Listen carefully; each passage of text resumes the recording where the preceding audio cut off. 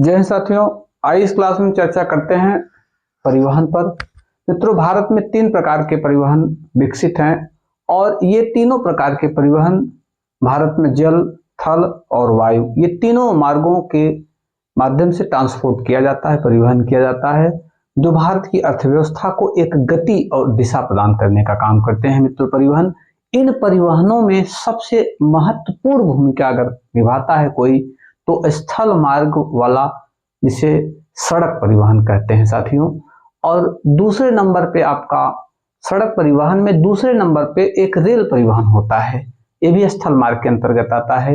और मित्रों, वायु परिवहन और जो जल परिवहन है उसमें समुद्र के तटवर्ती क्षेत्रों में बंदरगाहों से बंदरगाहों तक और नहरें और नदियों का जो है सहारा लिया जाता है।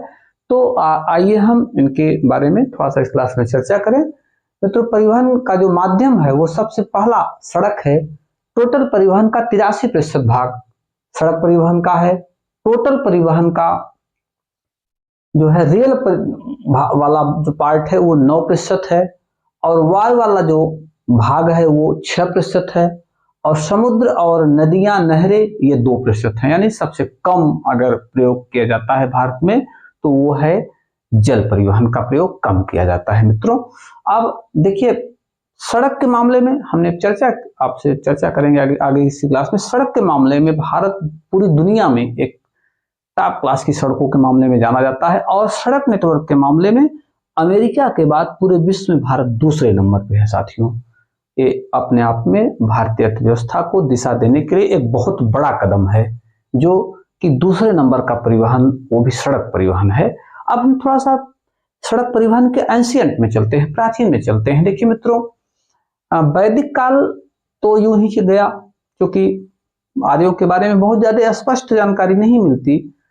अब संगठित शासन स्थापित करने का काम मौर्य साम्राज्य ने किया था, मौर्यों ने किया था। उसी टाइम में भारत कहीं न कहीं से एक डेवलपमेंट स्थिति में था, संगठित अर्थव्यवस्था थी, क्लोज इकोनॉमिक तो थी ही लेकिन संगठित थी। और 4 प्रकार के मार्गों की चर्चा मिलती है, उत्तरापथ पथ, दक्षिणापथ, और पहले को उत्तरापथ कहा जाता था। ये ताम्रलिप्त एक बंदरगाह था, पश्चिम बंगाल में हुआ करता था, वहां से पेशावर तक। इसके मार्ग पर चंपा, पाटलिपुत्र, राजगृह, काशी, प्रयाग, हस्तिनापुर, तक्षशिला, कहीं ना कहीं से ये पूरे भारत से पश्चिमोत्तर भारत को जोड़ने का काम साथियों करता था। उत्तरापथ इसे कहा जाता था। पाटल से कौशाम्बी ये पश्चिम से पूरब, पाटल से कौशाम्बी ये पश्चिम से पूरब मार्ग आता था। प्रतिष्ठान से श्रावस्ती, उज्जैन, विदिशा, महिष्मती ये मध्य भारत को जोड़ने का काम करता था साथियों। भृगुकच्छ से मथुरा व्यापारिक मार्ग था, ये भृगुकच्छ बंदरगाह था। उस बंदरगाह से मथुरा तक का जो मार्ग था ये व्यापारिक बंदरगाह था। और एंशिएंट काल में एक मार्ग का उल्लेख मिलता है, वो इंटरनेशनल मार्ग था, उसको कहा था रेशम मार्ग। साथियों, रेशम मार्ग था, रेशम मार्ग अगर नाम है तो रेशम के लिए मार्ग था और पूरे मध्य एशिया को जोड़ने का काम करता था। चीन, भारत, ईरान, पश्चिमी एशिया को जोड़ने का काम रेशम मार्ग किया करता था। दर्रों से ये रास्ता जाता था। ये कहीं ना कहीं से प्राचीन भारत के गौरवशाली परंपरा की बात को दर्शाता है। अब हम थोड़ा सा मध्यकाल में चलते हैं, आपको लेके मिडिवल एज में आप देखेंगे शेषासुरी का विशेष योगदान सड़कों के लिए था। सड़कों के किनारे उसने 1702 सराहें बनवाई थी, हर 3 किलोमीटर पर। वहां कुआं, पानी, यात्रियों को बैठने की व्यवस्था, तमाम तरह के घोड़ों को चारा वगैरह की व्यवस्था। एक वहां एक वर्कर भी रखा जाता था कि ताकि यात्रियों को मदद कर सके। लोटा और बाल्टी की व्यवस्था की गई थी। ये मध्यकाल के गौरवमयी शासन की व्यवस्था को बताता था। मुगलों ने काफी रोड बनवाए थे, काफी सड़कें बनवाई थी। उस समय इस आज की तरह उन्नत तकनीक नहीं थी, फिर भी जो भी तकनीक उस समय थी उसका जो है टॉप क्लास का प्रयोग किया गया था मिडिवल एज में।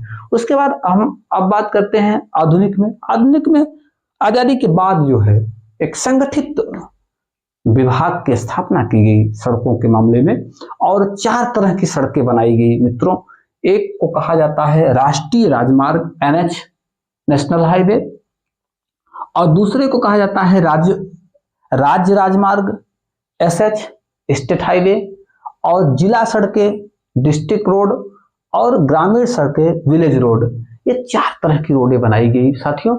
इनमें जो है हम चर्चा सबसे पहले करेंगे राष्ट्रीय राजमार्ग की।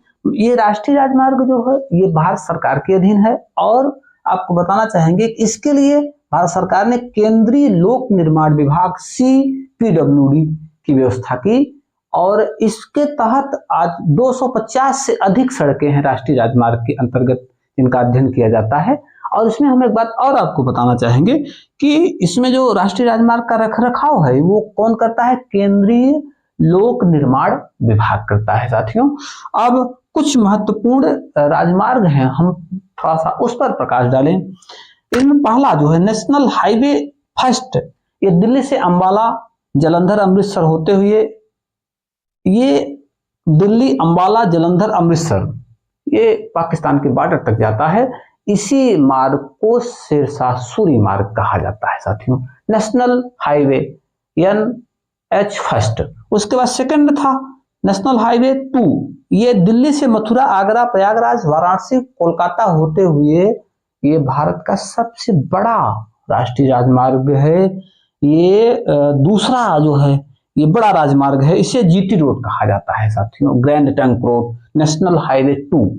और आगे नेशनल हाईवे 5 जो है वाहरा गोरा से चेन्नई, ये पूर्वी तट, भारत के पूर्वी तट को जोड़ने का काम कौन करता है, नेशनल हाईवे 5। उसके बाद नेशनल हाईवे 7, भारत का जो सबसे बड़ा राष्ट्रीय राजमार्ग है उसको कहते हैं नेशनल हाईवे 7, जो कश्मीर से कन्याकुमारी को जोड़ने का काम करता है मित्रों। बहुत लंबा इसका जो है रास्ता है, कश्मीर से लेकर कन्याकुमारी तक। ये जो है भारत का क्या है, सबसे बड़ा, देश का सबसे बड़ा जो है नेशनल हाईवे है NH7। उसके बाद आता है NH17, ये पनवेल से एड़ी पल्लवी तक पश्चिमी तट के साथ पश्चिमी तट को जोड़ने का काम करता है, नेशनल हाईवे 7।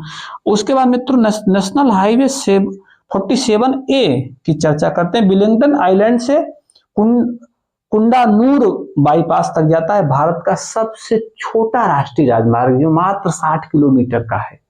भारत का सबसे छोटा राष्ट्रीय राजमार्ग मात्र कितने किलोमीटर का, 60 किलोमीटर का। आगे हम थोड़ा सा एक जगह और फोकस डालना चाहेंगे, NH फर्स्ट A, ये जलंधर से उरी तक जाता है और मित्रों ये जो है जम्मू कश्मीर से श्रीनगर को जोड़ने का काम करता है, नेशनल हाईवे फर्स्ट A। इस बात को आप पॉइंट करिएगा, नेशनल हाईवे फर्स्ट A जो है वो जम्मू कश्मीर से श्रीनगर को जोड़ने का काम करता है। बनिहाल दर्रा भी इसी पे स्थित है और जवाहर सुरंग भी यहीं पे है। कहाँ पे है, ये नेशनल हाईवे जो है फर्स्ट A है। उसके बाद भारत के 4 बड़े राष्ट्रीय राजमार्ग भी हैं, जो काफी बड़े राष्ट्रीय राजमार्ग 4 हैं, उसमें से NH7 फर्स्ट, NH5, NH6 और NH15 15। तो ये राष्ट्रीय राजमार्ग में हमने चर्चा की कि ये बड़े राजमार्ग हैं। अब इसके बाद आगे हम चर्चा करेंगे राज्य राजमार्ग HSH, इसे कहते हैं स्टेट। आइए अब राज्य सड़कों पे चर्चा किया जाए साथियों। राज्य सड़कों के निर्माण रख रखाव का काम PWD करता है, उसे कहा जाता है राज्य लोक निर्माण विभाग।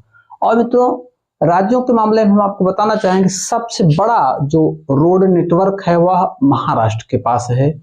महाराष्ट्र के पास कुल 15,000 तकरीबन 15,500 किलोमीटर सड़कें महाराष्ट्र के पास हैं, जो पूरे भारत में सबसे अधिक है। दूसरे नंबर पर उत्तर प्रदेश आता है।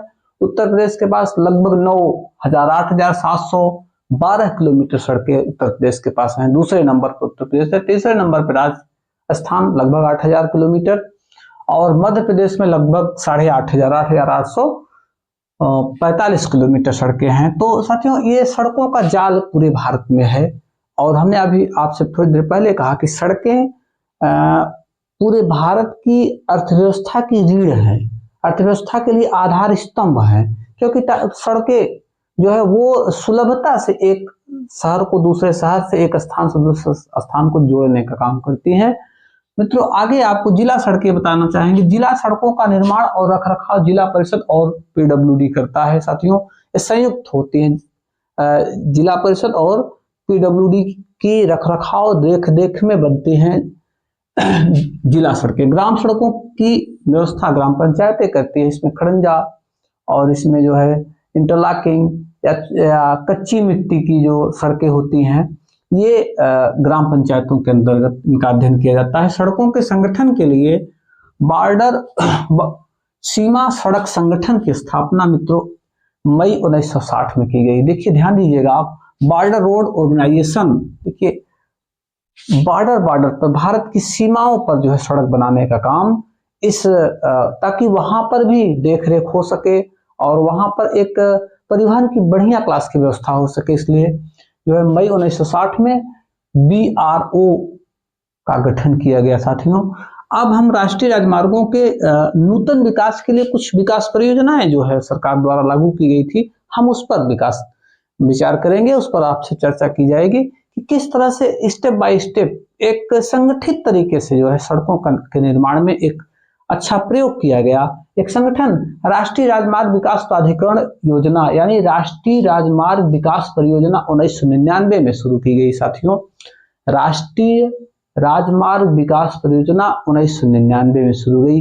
यहीं से सड़कों की विकास में, निर्माण में तीव्र जो है वो दिशा मिली। हम आगे प्रधानमंत्री भारत जोड़ो परियोजना 2004। साथियों, पूरे भारत को जो है सड़कों के जाल से बिछाने का काम प्रधानमंत्री भारत जोड़ो परियोजना की शुरुआत की गई। आगे जो है तीसरा जो इसका स्टेप था वो था प्रधानमंत्री ग्राम सड़क योजना। 2000 में यह परियोजना शुरू की गई थी। साथियों, इन तीनों को एक दिशा देने के लिए राष्ट्रीय राजमार्ग विकास परियोजना का जो है क्या किया गया, गठन किया गया। उसे कहा जाता है NHDP, राष्ट्रीय राजमार्ग विकास परियोजना।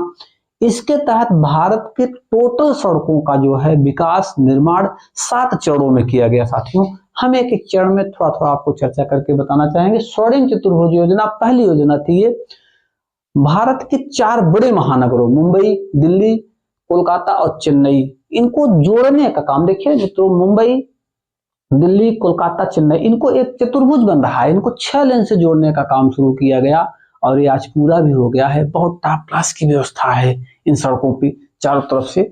आप जो है ये हमने कहा ना, ये अर्थव्यवस्था के लिए एक रीढ़ था, एक आधार स्तंभ था। उसके बाद दूसरे चरण में, पहले चरण में स्वर्णिम चतुर्भुज योजना थी, दूसरे चरण में थी श्रीनगर से कन्याकुमारी तक।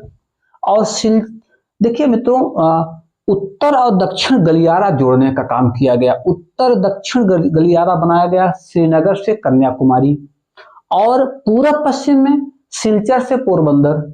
तो एक ध्यान देंगे आप, एक तरफ भारत के नक्शे का अगर आप अध्ययन करेंगे, देखेंगे तो आप देखेंगे कि एक वो जो तस्वीर भारत की बन रही है, इसमें जो है उत्तर से दक्षिण ये और पूर्व से पश्चिम, इसको जोड़ने का काम किया गया। किसके तहत? दूसरे श्रीनगर से कन्याकुमारी और सिलचर से पोरबंदर, यानी उत्तर दक्षिण पूर्व पश्चिम सड़कों को एक बड़ा नेटवर्क बनाया गया। तीसरे चरण में 4 से 6 लेन की बड़ी सड़कों का निर्माण किया गया। चौथे चरण में 25 लगभग 2000 किलोमीटर सड़कों का निर्माण किया गया, 6 लेन वाली। चौथे चरण में 2000, 5वें चरण में जो है 6500, 6वें चरण में 1000 किलोमीटर, 7वें चरण में बाईपास और क्या कहते हैं फ्लाईओवर, पुलों का जो है निर्माण का कार्य किया गया। यानी एक बढ़िया क्लास की सड़कों का निर्माण किया गया। साथियों, अभी हाल में आपको हम बताना चाहेंगे, आपके वर्तमान जो है सड़क परिवहन मंत्री नितिन गडकरी ने एक परियोजना लागू की। वो करंट में आप इसका अध्ययन करेंगे, लेकिन यहाँ भी हम चर्चा कर लें। राष्ट्रीय हरित राजमार्ग नीति जो है अपनाई गई, राष्ट्रीय हरित राजमार्ग नीति अपनाई गई, और 29 सितंबर 2015 को केंद्रीय सड़क एवं परिवहन मंत्री नितिन गडकरी ने इसकी आधारशिला रखी। और इसका उद्देश्य क्या था? साथियों, सड़कों को बनाने में काफी व्यापक पैमाने पर पेड़ कटे। पेड़ कटने के बाद प्रदूषण फैला, तो सरकार ने दिमाग में आया कि यार क्यों ना एक बार फिर सड़कों के किनारे फूल, पेड़, पौधे, और जो पेड़ हमको काटा ना जाए, बल्कि उनको बड़ी बड़ी मशीनों से पेड़ सहित उखाड़ कर प्रत्योपित कर दिया जाए, यहाँ से उखाड़ कर दूसरी जगह कर दिया जाए। ये एक बढ़िया योजना बनाई गई सरकार द्वारा।